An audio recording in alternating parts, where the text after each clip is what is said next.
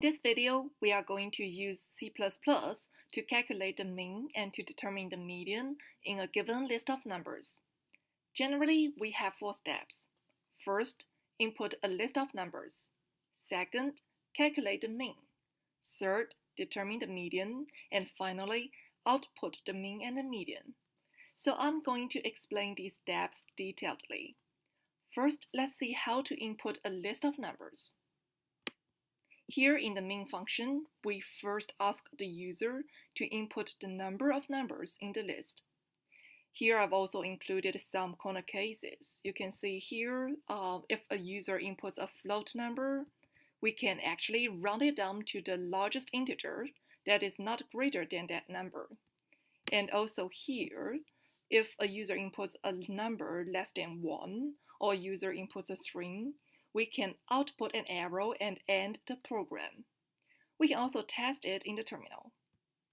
If I input 0.99 or -1 or a string, you can see it shows an arrow, and if I input a float number such as 5.99, it rounds down to 5.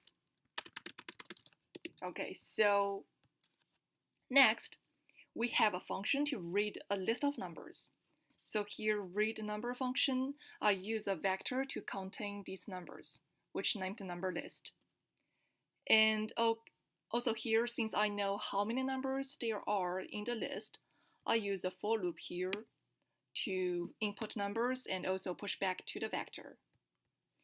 Second, we have a function to calculate the mean. It's very easy. We have the vector named number list here as an argument again.